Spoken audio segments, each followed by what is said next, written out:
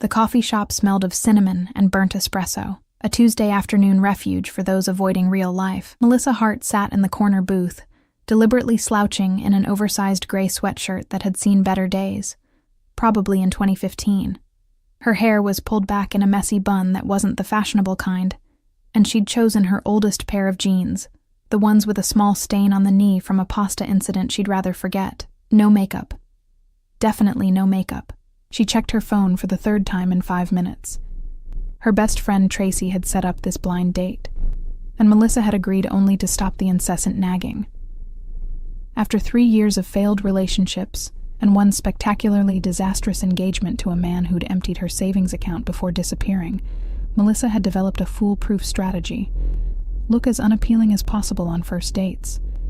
If a man couldn't handle her at her worst, he didn't deserve her at her best. Or something like that. Mostly, she just wanted to get through the next hour without another disappointment. The door chimed, and Melissa glanced up, expecting to see some average guy in khakis.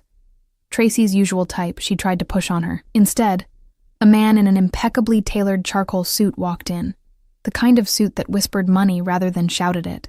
He was tall, with dark hair touched with silver at the temples, and he moved with the quiet confidence of someone who'd never questioned his place in the world. Melissa watched him scan the coffee shop, probably looking for some Instagram model he was supposed to meet. Their eyes met. He smiled and walked directly toward her table. "Melissa?" His voice was warm, with a slight rasp that suggested either too many late nights or too much good whiskey. "I'm Christopher Dane. Tracy said you'd be in the corner booth." Melissa's mouth went dry. This couldn't be right. Tracy had described her blind date as a nice guy from work, who was recently single and could use a friend. This man looked like he'd stepped out of a Forbes magazine cover. She glanced down at her ratty sweatshirt and wanted to disappear into the cracked leather booth. "That's me," she managed, not standing up. "You can sit if you want, or not. I mean, if you need to leave, I totally understand." Christopher's smile widened, revealing a dimple in his left cheek. "Why would I leave? I just got here." He slid into the booth across from her, with an ease that made her even more nervous. "I have to say, Tracy didn't mention you had the most expressive eyes I've ever seen. They're remarkable." Melissa blinked. "Are you sure you have the right Melissa?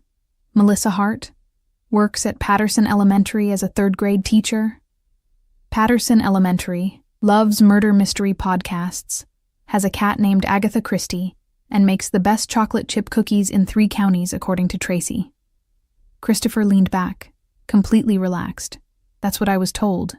The cookie thing intrigued me most, I have to admit." Despite herself, Melissa felt a small smile tugging at her lips. Tracy talks too much. "Tracy is a talented project manager and an excellent judge of character," Christopher said. "She's worked for my company for 2 years, and I've learned to trust her instincts." "Your company?" Melissa's heart sank. Of course. He was Tracy's boss. This was some kind of pity date, probably arranged because Tracy had mentioned her pathetic post-breakup hermit lifestyle one too many times in the office. "I own a consulting firm downtown. Very boring stuff. Corporate restructuring, efficiency analysis, that sort of thing." He waved his hand dismissively. "I'd much rather hear about third graders. I imagine they're far more entertaining than middle-aged executives worrying about profit margins." A barista appeared at their table, and Christopher ordered a black coffee and asked Melissa what she wanted. She asked for a chai latte, then immediately regretted it. It sounded so pretentious. Why hadn't she just said regular coffee? "So," Christopher said once the barista left, "I have a confession to make." Here it comes, Melissa thought. The polite exit. The "you seem nice but" speech. "I told Tracy not to describe me to you. I asked her to keep it vague." He ran a hand through his hair, looking almost sheepish. "I've had some experiences with women who were more interested in my bank account than in me. It gets exhausting, pretending you don't notice when someone's eyes light up at the mention of your job title, rather than something you've actually said." Melissa studied him carefully. There was something genuine in his expression, a weariness around his eyes that she recognized. She'd seen it in her own mirror after Jeremy left, that bone-deep tiredness that comes from being disappointed by people you'd trusted. Tracy didn't tell me anything except that you were single and could use a friend, Melissa said honestly. I almost canceled 3 times. I'm not really in a dating place right now, or ever again, possibly. Bad breakup?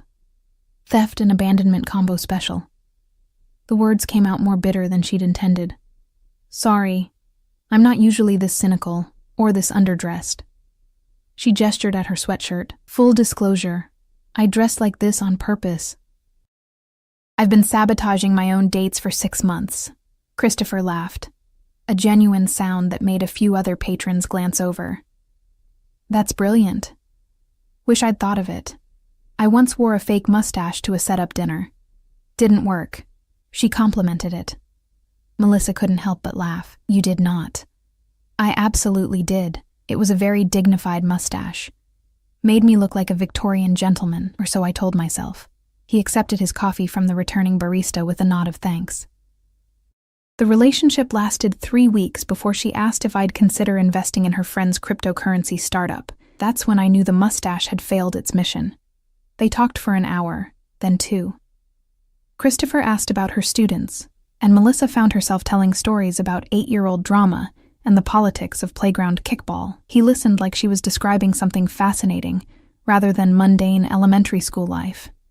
When she asked about his work, he described it with self-deprecating humor, making corporate consulting sound almost adventurous. I should probably go, Melissa finally said, noticing the coffee shop was preparing to close. I have lesson plans to finish. Can I see you again? Christopher asked, his directness catching her off guard. Maybe somewhere you feel comfortable dressing however you want, though I have to say, that sweatshirt is growing on me. Melissa hesitated. Every instinct screamed to say no, to protect herself, to not risk another heartbreak. But something about Christopher felt different. Maybe it was the way he'd looked at her ratty clothes and messy hair and smiled like she was exactly what he'd hoped to find. Okay, she said quietly. But I choose the place, and I'm paying for myself. Deal, Christopher said, standing and offering his hand to help her up. She took it, feeling the warmth of his palm against hers. As they walked toward the door, Melissa's phone buzzed. A text from Tracy. How's it going? Did you scare him off yet? Melissa glanced at Christopher, who was holding the door open for her, his expression hopeful and kind. She had no idea that the man she'd just agreed to see again was worth more than most small countries' GDP, or that his consulting firm was actually a global empire with offices on 4 continents. She didn't know that Christopher Dane's name appeared regularly in financial newspapers, or that his last relationship had ended when he'd discovered his girlfriend had sold their private conversations to a tabloid. All she knew was that for the first time in 3 years, she felt a flutter of something that might have been hope. What Melissa couldn't have known was that Christopher had made a decision the moment he'd seen her deliberately slouched in that oversized sweatshirt, making no effort to impress him. He'd found exactly what he'd been searching for. The following Saturday, Melissa stood in front of her closet for 20 minutes, which was 19 minutes longer than she'd spent getting ready for any date in the past 6 months. She'd suggested meeting at the public library's used book sale, figuring it was casual enough to not feel like pressure, but meaningful enough to show she was making an effort. The question was, how much effort? Her cat, Agatha Christie, a plump tabby with attitude problems, sat on the bed watching her with judgmental green eyes. Don't look at me like that, Melissa muttered, pulling out a simple navy blue dress, then putting it back. I'm allowed to care a little bit. She finally settled on dark jeans without stains and a soft cream-colored sweater that Tracy had bought her last Christmas. Minimal makeup. Hair down and actually brushed. When she looked in the mirror, she saw someone who looked like herself, just a more polished version. Christopher was already waiting outside the library when she arrived, and her breath caught slightly. He wore jeans and a dark green Henley shirt, casual but somehow still elegant. When he saw her, his face lit up in a way that made her stomach flip. You came, he said, as if there'd been doubt. I said I would. Melissa adjusted her purse strap nervously. Plus, I never miss this sale. Last year, I found a first edition Agatha Christie for $3. The cat's namesake? The very same. They spent 2 hours wandering through tables of books, their conversation flowing as easily as it had at the coffee shop. Christopher had an unexpected passion for history. particularly maritime disasters, which Melissa found endearingly morbid. She introduced him to her favorite mystery authors, and he actually seemed interested, not just politely nodding along. "My grandmother got me hooked on mysteries," Melissa explained, holding up a dog-eared copy of a classic whodunit. "She used to say that mystery novels taught you the most important life skill, paying attention to what people don't say." "Wise woman?" Christopher said. He paused at a table of old photographs and postcards. "My grandfather taught me something similar, but about business. He said the best deals happen when you listen more than you talk. Is that how you became successful?" The question slipped out before Melissa could stop it. "Tracy mentioned you do well." Christopher's expression shifted slightly, becoming more guarded. "Tracy has a generous definition of doing well. But yes, I've been fortunate." He picked up an old postcard showing the Portland harbor from the 1950s. "My grandfather started with a small accounting office. Very humble beginnings. He taught me that money is just a tool. What matters is what you build with it and who you become in the process." There was something in his tone, a careful neutrality that made Melissa wonder what he wasn't saying. But she didn't push. She had her own secrets, her own carefully guarded wounds. They left the library with a small stack of books each, and Christopher suggested lunch at a diner 2 blocks away. It was the kind of place with cracked vinyl booths and a menu that hadn't changed since 1987, and Melissa loved it immediately. Over burgers and milkshakes, Christopher asked about her ex-fiancé. The question gentle, but direct. "Jeremy," Melissa said, the name still leaving a bitter taste. "We were together 4 years, engaged for 6 months. I thought I knew him." She dragged a French fry through ketchup, not eating it. "Turns out he'd been unemployed for 8 months and didn't tell me. He took out credit cards in my name, emptied our joint savings account, and left a note saying he needed to find himself. Found himself in Costa Rica with his yoga instructor, apparently." "God, Melissa, I'm sorry. The worst part wasn't the money, though that hurt. It was realizing I'd been so blind. I teach 8-year-olds to recognize patterns and solve problems, but I couldn't see what was happening in my own life." She finally ate the French fry. "It made me question everything about my judgment." Christopher reached across the table, not quite touching her hand, but close enough that she could feel the warmth. "You weren't blind. He was a skilled liar. There's a difference." "What about you?" Melissa asked, needing to shift the focus. "Tracy said you're recently single too." "Victoria," Christopher said, and something hardened in his expression. "We dated for a year. She was elegant, sophisticated, said all the right things. Then I discovered she'd been recording our private conversations and selling information to financial journalists. Nothing illegal, just intimate details about my life, my business decisions, my family. Things I'd shared in confidence." Melissa's chest tightened. "That's horrible." The tabloids had a field day. "Billionaire's girlfriend spills secrets." That was my favorite headline. He laughed without humor. "That was 8 months ago. I've been avoiding dating since then, until Tracy cornered me in my office and told me she had a friend who needed someone honest, and I needed to stop being a hermit." The word billionaire hung in the air between them. Melissa's mind went blank for a moment, then started racing. Billionaire. Not just successful, not just well-off. Billionaire. "I can see you processing that," Christopher said quietly. "I should have told you sooner, but I was enjoying being just Christopher for a while. Not Christopher Dane of Dane Industries. Just me." "Dane Industries?" Melissa's voice came out higher than intended. "The Dane Industries? The one that's renovating half the waterfront? That owns the buildings downtown with your name on them? Technically, the buildings don't have my name on them. The company does." He ran a hand through his hair, looking genuinely uncomfortable. "This is why I don't lead with it. Everything changes. People start calculating net worth instead of listening to what I'm saying."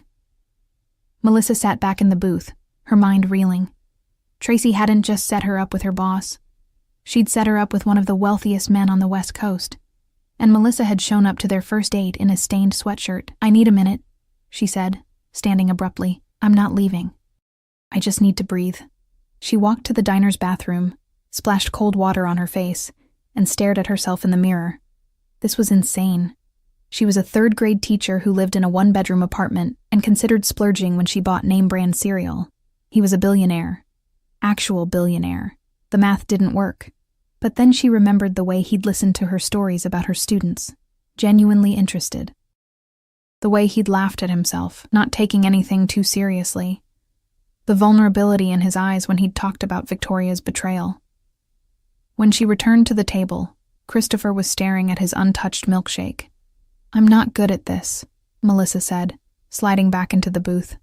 "I don't know how to date someone who probably has a private jet. 3, actually," Christopher said, then winced.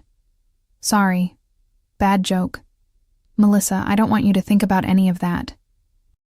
I just want to spend time with someone who sees me, not my bank account. Can we try that? I'm terrible at pretending things don't exist. I'm not asking you to pretend. I'm asking you to get to know me before deciding what the money means." His eyes were earnest, almost pleading. "I like you. I like that you dressed in your worst sweatshirt to try to scare me off. I like that you're honest and you don't play games. I like that you're sitting here telling me you're terrible at this instead of pretending it's not complicated." Melissa took a deep breath. "Okay, but I have conditions." "Name them." "We split everything. I'm not comfortable with you paying for things all the time. It feels like a power imbalance." She held up a hand when he started to protest. "I know it's not rational, but it's important to me." "Agreed. Though I reserve the right to occasionally bring you coffee. And we take this slow. I mean glacially slow. I need time to figure out if this is real or if I'm just dazzled by the impossible fairy tale of it all." "I can do slow," Christopher said. "Though for the record, I'm the one who feels like I'm in a fairy tale. Do you know how rare it is to meet someone genuine?" They finished their lunch, the tension easing back into comfortable conversation. As they walked back to their cars, Christopher's phone rang. He glanced at it and grimaced. "I have to take this. Business crisis. Can I call you later?"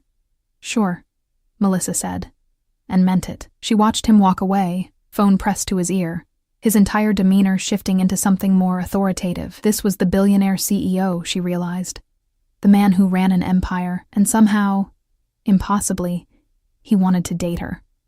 Her phone buzzed with a text from Tracy. "Tell me everything." Melissa smiled and typed back, "You have so much explaining to do."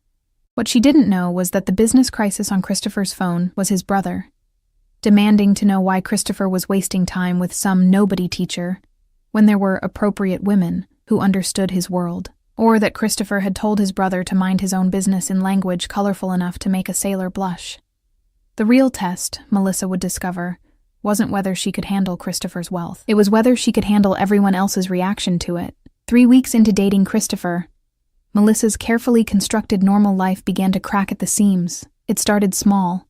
A photographer outside her apartment building, a gossip blog mentioning mystery woman seen with Christopher Dane, Tracy pulling her aside at school pickup with wide, worried eyes. "Have you seen what they're writing about you online?" Tracy asked, shoving her phone toward Melissa. The headline read, "Billionaire Christopher Dane's New Flame, Elementary School Teacher or Gold Digger in Disguise." Melissa's stomach turned as she scrolled through the article, which speculated about her motives, her background, even included a photo of her apartment building with the caption, "Modest living, for now." Someone had dug up her engagement announcement to Jeremy from 3 years ago, spinning it into a narrative about a woman with a pattern of targeting successful men. "This is insane," Melissa whispered. "They don't even know me." "Christopher needs to shut this down," Tracy said firmly. "He has publicists for this exact reason." But when Melissa called Christopher, he sounded exhausted. "I'm trying, Mel. I've had my team contact the major outlets, but these gossip sites, they don't care about truth. They care about clicks." He paused. "I'm so sorry. This is exactly what I was trying to protect you from." "Maybe we should cool things off," Melissa said, hating the words even as she spoke them. "Just until the attention dies down. Is that what you want?" Christopher's voice was careful, controlled. "Or is that what you think you should want?" Melissa sat on her classroom floor after hours, surrounded by construction paper and glitter from the day's art project. "I don't know anymore. A photographer followed me to the grocery store yesterday, Christopher. I teach children. I can't have this chaos in my life." "Then let me fix it. Come to dinner at my house tomorrow night. Meet my family. Let them see you're real, that we're real. Once they know you, the narrative changes. Every instinct screamed at Melissa to say no, to run back to her safe, predictable life of lesson plans and Friday night murder podcasts. But there was something in Christopher's voice, a vulnerability, a hope, that made her pause. "Okay," she said quietly. "But if your family hates me, I'm leaving and we're ordering pizza instead." Christopher's laugh was relieved. "Deal. Though I should warn you, my brother Marcus can be challenging, and my mother has very specific ideas about appropriate partners." "Oh, good," Melissa said dryly. "No pressure then." The next evening, Christopher picked her up in a car that cost more than she'd make in 5 years of teaching. The drive to his house, estate, really, took them into the hills overlooking the city, where properties hid behind gates and privacy hedges. "I should mention," Christopher said as they approached an imposing iron gate, "the house is a bit much. My grandfather built it in the 50s when he made his first million. Every generation has added to it. It's more museum than home at this point." A bit much turned out to be a massive understatement. The house sprawled across manicured grounds, all stone and glass and old money elegance. Melissa felt her courage wavering. "I can't do this," she said suddenly. "Christopher, look at this place. Look at me. I'm wearing a dress from Target." Christopher put the car in park at the circular driveway and turned to face her. "You know what I see when I look at you? Someone brave enough to show up authentically. Someone who didn't pretend to be anything but herself, even when it would have been easier." He took her hand. "My family has money, Melissa. That's all. It doesn't make them better or wiser or more deserving of happiness. If anything, it's made some of them worse." They were greeted at the door by a housekeeper who seemed unsurprised by Melissa's existence, which was oddly comforting. The interior was exactly as overwhelming as Melissa had feared. Soaring ceilings, artwork that probably belonged in museums, furniture that looked too expensive to actually sit on. Christopher's mother, Patricia Dane, waited in what was apparently called the sitting room, a space larger than Melissa's entire apartment. She was elegant in the way of women who'd never worried about money, her silver hair perfectly styled, her expression coolly assessing. "Mother, this is Melissa Hart." Christopher's hand stayed firmly on the small of Melissa's back. "Melissa, my mother, Patricia." "Mrs. Dane," Melissa said, offering her hand. "It's lovely to meet you." Patricia's handshake was brief, formal. "Christopher has told us very little about you. He's been quite secretive." Her tone suggested this was not a compliment. "Protective, not secretive," Christopher corrected. "Given what happened with Victoria, I think my caution was warranted." A man who could only be Christopher's brother appeared in the doorway. Marcus Dane was younger, sharper somehow, with the same dark hair but cold eyes that immediately sized Melissa up and found her wanting. "So you're the teacher," Marcus said, not bothering with a handshake.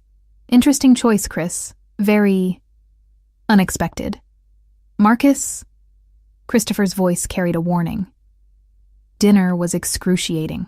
They ate in a formal dining room at a table that could seat 20, though only the 4 of them were present. Patricia asked pointed questions about Melissa's family, her education, her prospects.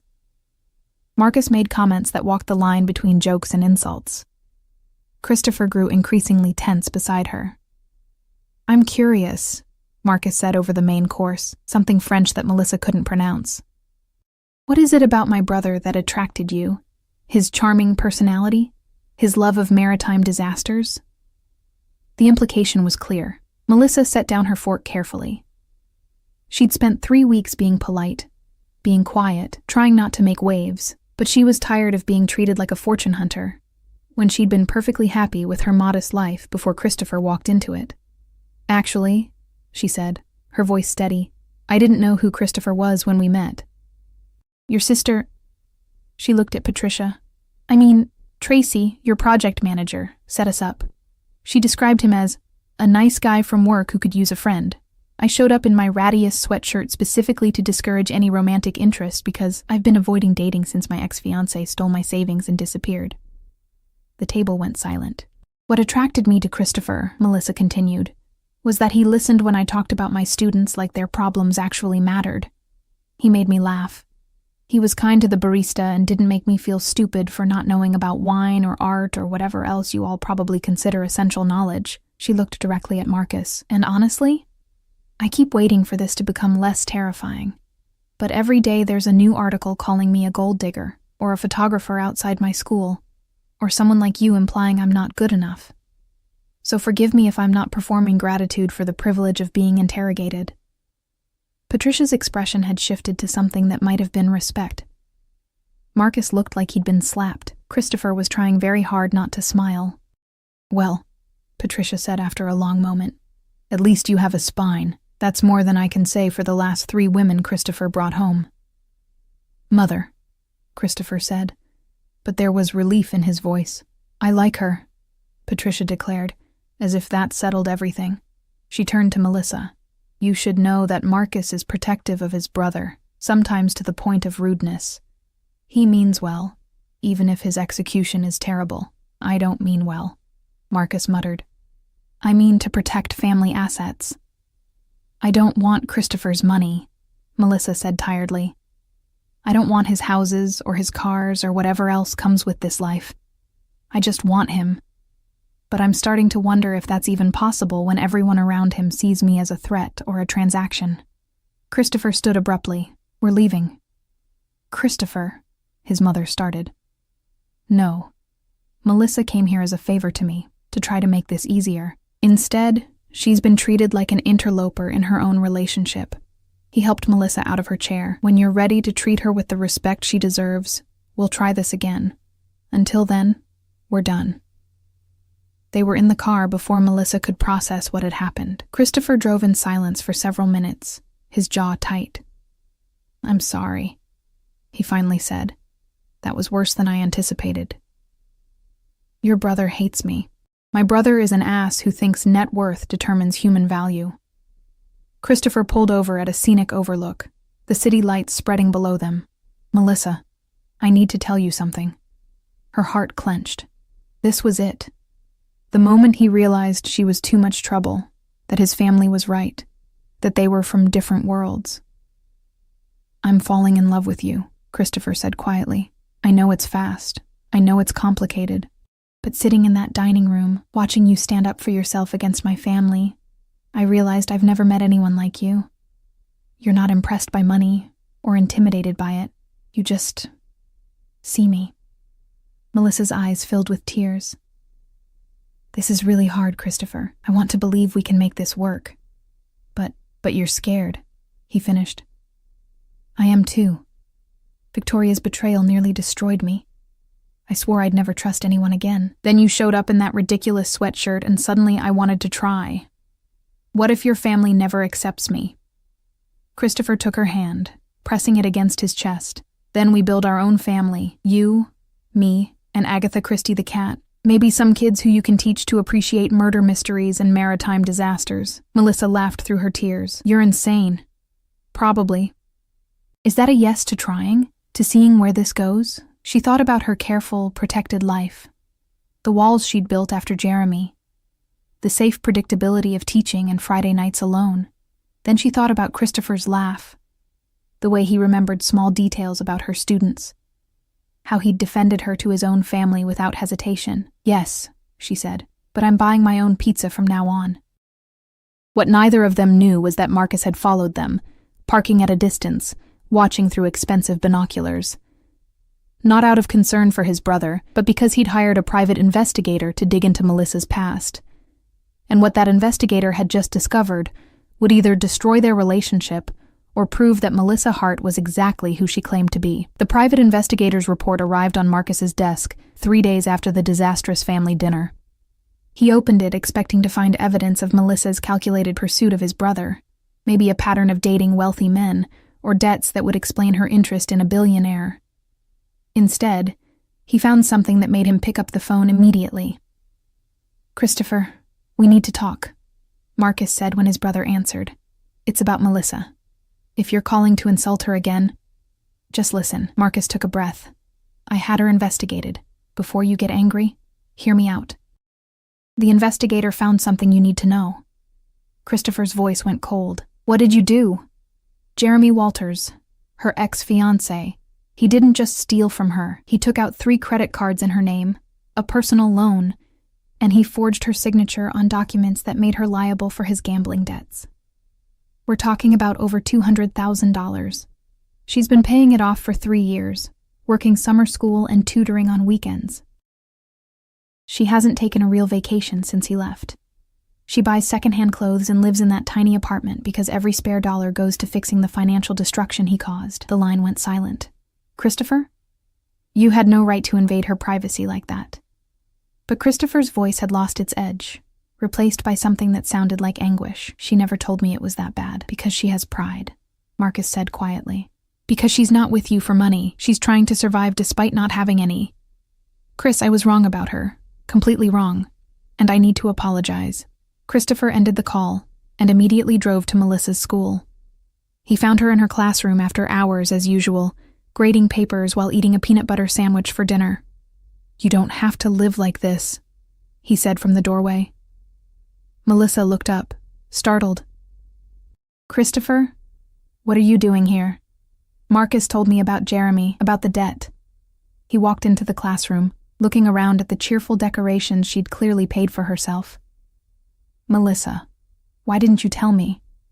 Her face flushed. Did your brother investigate me? Seriously?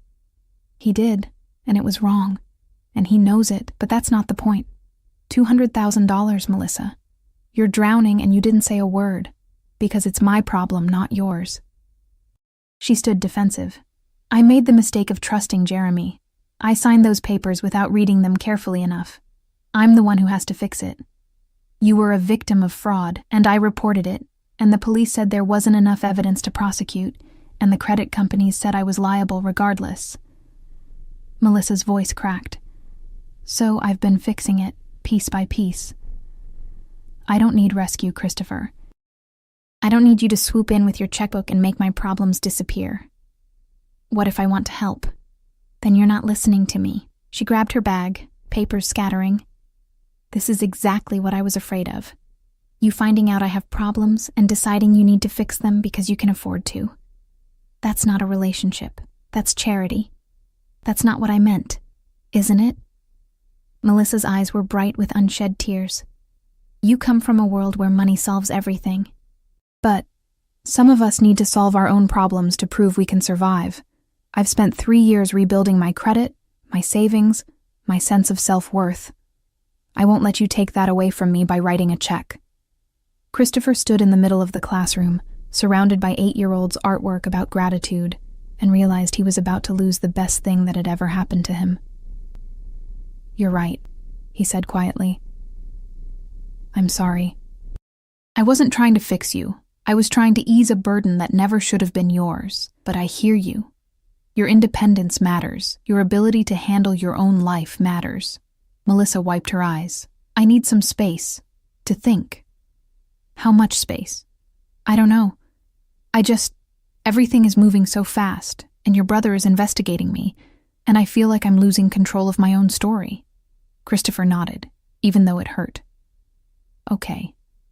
But Melissa, when you're ready to talk, I'll be here. No pressure, no expectations, just me. A week passed.